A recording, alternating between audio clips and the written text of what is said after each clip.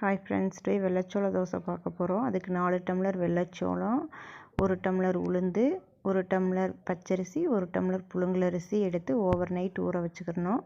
அடுத்த நாள் காலையில் நம்ம இதை அரைச்சிடலாம். பொட்டு இல்லாத உளுந்தாக இருந்தால் அப்போதைக்கு ஊற வச்சா போதும். 1 மணி நேரம் முன்னாடி. பொட்டு இருக்கிற உளுந்துனாலும் ஓவர் நைட் ஊற வைக்கணும். இது லைட்டாக பதன்னு நம்ம அரைச்சிக்கலாம். நான் மிக்சியில் அரைக்கிறேன், நீங்கள் கிரைண்டரில் வேணாலும் அரைச்சிக்கலாம். ரொம்ப வலுவல்னு அரைக்காமல் கொஞ்சம் லைட்டாக பதன்னு அரைச்சி உப்பு போட்டு எல்லாம் கலந்து வச்சிட்டோம்னா 6 மணி நேரம் புளிச்ச விட்டு நமக்கு தோசை மாவு ரெடி ஆயிரும்.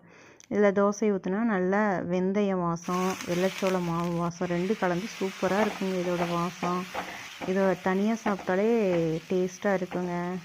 இது நம்ம இந்த சோளம் நம்ம இயற்கையான முறையில் உருவாக்கணும். செயற்கை மருந்து எதுவும் அடிக்காத சோளங்க. நம்ம காட்டிலேயே போட்ட சோளம், நம்ம மாட்டோட எரு இதுதான் போட்டு நமக்கு இந்த மருந்தெல்லாம் எதுவுமே நம்ம அடிக்காத இயற்கையான சோளத்தை வச்சு சுட்ட தோசைங்க சூப்பராக இருக்குங்க. நீங்களும் இதே மாதிரி செஞ்சு பாருங்கள், நல்லா இருக்குங்க. இதே அளவில் செய்யுங்க, சூப்பராக இருக்குங்க. ஓகே ஃப்ரெண்ட்ஸ், நம்ம சேனலை சப்ஸ்கிரைப் பண்ணிவிட்டு பாருங்கள். Thank you friends.